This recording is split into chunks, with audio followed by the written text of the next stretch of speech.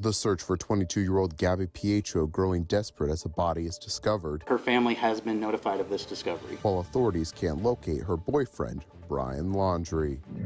Protesters gather at the Capitol. The violent people who attacked and killed police officers on January 6th, and that is absolutely not what this is about. For the Justice for J6 rally in Washington, D.C., and a blowout against Buffalo. Well, it took Tua Tagovailoa over 2 minutes. He finally did walk off. But the Dolphins may have lost more than just the game. These stories and more coming up on Newsbreak. Hello, South Florida. I'm Danelle Dukin. And I'm Zitlali Solacek. Today is Monday, September 20th, 2021. From the South Florida Media Network's Biscayne-based studios in North Miami, this is SFMN Newsbreak. Crews searching for Gabby Patito announced they may have found a body. New developments in the search for 22-year-old who used to live in Southwest Florida. FBI investigators announcing that the body, which was discovered in Wyoming, matches her description. The body was found in Grand Teton National Forest. Authorities cannot confirm if it is her body, but they believe the search is likely over. Gut tells me that something bad happened. And I'm never going to be able to hold my baby girl again. Florida police said early this morning they would not be conducting a third day of a major search for Brian Laundrie, her boyfriend and person of interest. The border crisis continues today as over 12,000 migrants wait to be processed by U.S. immigration authorities. The migrants, most of them Haitian, are gathered around the Del Rio International Bridge, which crosses into the United States. Many will be deported back to Haiti as the deadline to enter the U.S. with protected status ended July 29th. The Justice for J6 rally aimed to support those charged during the Capitol insurrection, but the turnout was less than impressive. Fabiano Sorio from SFMN's D.C. Bureau reports. Right-wing protest, Justice J6, is happening here in Washington, D.C. and brought a wave of concerns. Protesters are speaking out for those who have been charged for the January 6th riots. Number one is that there are uniformed officers here who I demand that you respect, you're kind to, you're respectful to, and you're obedient to. The rally was planned by Look Ahead America, a non-profit led by former Trump campaign staffer Matt Braynard. He is since giving his opening remarks and urging for the protest to remain peaceful. This is about the many people who were there that day who have not been charged with violence, not been accused of assaulting a police officer, destroying property, and the disparate treatment they've received. National Guard members were seen helping Capitol Police, and security fencing was installed around the building prior to the rally. Capitol Police also spoke ahead of the protest. We're not going to tolerate violence, and we will not tolerate criminal behavior of any kind. Few protesters were seen as media members, and police outnumbered them. Despite 4 arrests, a few hours into the rally, officials were calling it the protest peaceful. That's what we expected. We facilitate peaceful First Amendment assembly to the extent that anything else is going to happen throughout the day. We're prepared for that. At least 610 individuals have been federally charged for their involvement in the January 6th riot. The FBI continues to investigate the people who broke into the Capitol and make arrests. And we condemn the political violence that happened on January 6th. Anybody who engaged in that kind of violence or property destruction that day deserves to be tried with a speedy trial.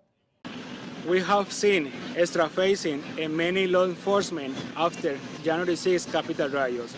However, the rally concluded without any known major incidents. In Washington, D.C., Fabiano Osorio, South Florida Media Network. Pfizer announces encouraging news earlier today about its vaccine. According to Pfizer, its latest trial of the COVID vaccine for children 5 to 11 demonstrated that it is safe and produced what is called a robust antibody response. Although the data hasn't been peer-reviewed yet, the company says it plans to submit its findings to the FDA for emergency use authorization. These would be the first results released for a U.S. COVID vaccine for this age group. The Miami Beach Pride Parade made its 2021 debut yesterday after a week of events celebrating the LGBTQ+ community. The network's Andre Wixon has the story. Pride is back in Miami Beach this year and has been hosting events all week, including a Pride flag raising ceremony, queer art showcase, and the Pride Parade, which started at 11 a.m. on Sunday. Many people are showing off their support for the Pride Festival, where performers and companies participate. There is no shortage of the parade's diversity, with dancers and people across the world showing their skills and waving flags. The event is sponsored by the state of Florida, Miami-Dade, and the city of Miami Beach. The Pride Festival began in 2008 by former Miami Beach Mayor Matty Bower.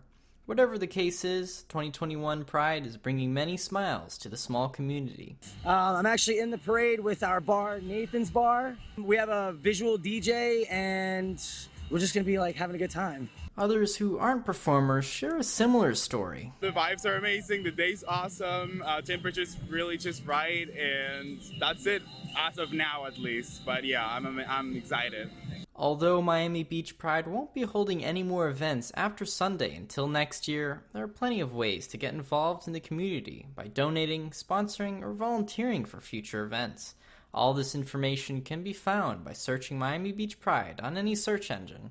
Miami Beach Pride says on their website that they bring the LGBTQ+ community together to celebrate the unique spirit and culture. Andre Wixon for the South Florida Media Network. A tough loss for the Miami Dolphins as they hosted the Buffalo Bills in Hard Rock Stadium. Starting quarterback Tua Tagovailoa was carted off the field in the first quarter with a rib injury. Backup Jacob E. Brissett went 24-40 with 169 yards after the injury. The Dolphins couldn't bounce back and were shut out by the Bills 35-0. TV's biggest night looking a lot different because of COVID. That's still ahead, and so is this story. This event, we've been doing it for about a year already, and it's films that we screen at the main festival. Taking a seat under the stars as local moviegoers mix social distance with their cinema. Newsbreak will be back in 2 minutes. COVID-19 has changed how we spend weekends with the girls. Now it's time to take the first step that lets us get back to brunching instead of late-night munching. Before we can safely come together, we need the facts. As COVID-19 vaccines become available, you may have questions. Should I get it? Is it safe? Should I wait? It's okay to have questions. Now get the facts at getvaccineanswers.org so you can make an informed decision when vaccines are available to you. Hey world, I have a quick message. It's about safe driving. All right, let's go. Anytime you're driving, have the seatbelt buckled tight. Both hands on the wheel and your phone out of sight. When not in your hand trying to text somebody back. Because if you do, your car might get smacked. The moral of the story, just put your phone down. The people on the road will stay safe and sound. Put your phone down, put your phone down. People on the road will stay safe and sound. Yeah.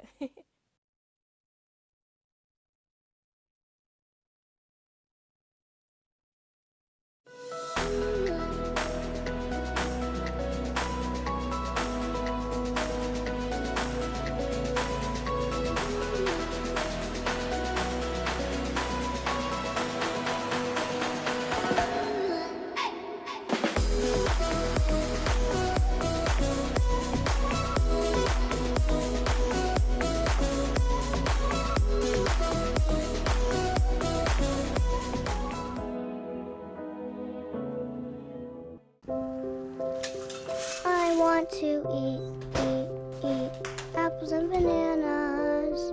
I need to eat apples and bananas.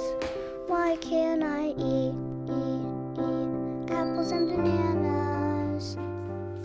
Support the Feeding America nationwide network of food banks to help provide meals to those in need. Join us at feedingamerica.org.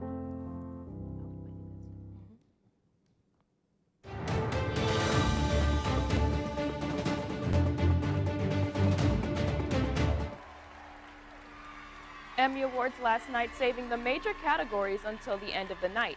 It was The Crown that took home Outstanding Drama Series and Ted Lasso that won Outstanding Comedy Series. They were the big winners of the night, along with Debbie Allen, who was honored with the Governor's Award.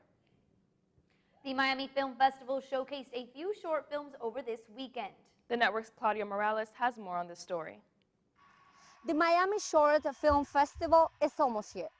And even though COVID-19 pandemic has impacted this important event, the South Florida community can enjoy stunning views and exquisite sunsets here at the Deer State with Shorts Under the Stars, a night of animation.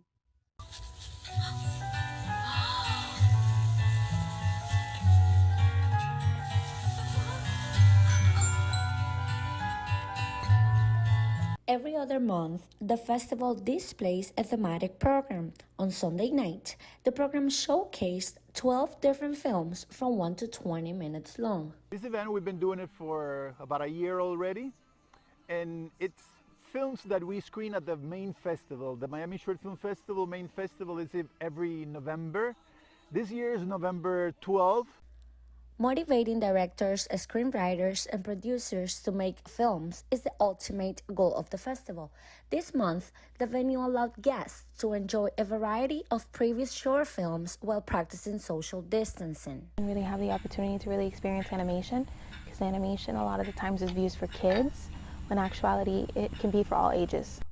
As the Miami Short Film Festival approaches, cinephiles can buy the 3-day festival pass on sale from now, which are available through MiamiShortFilmFestival.com. Reporting from South Miami, Claudia Morales, South Florida Media Network.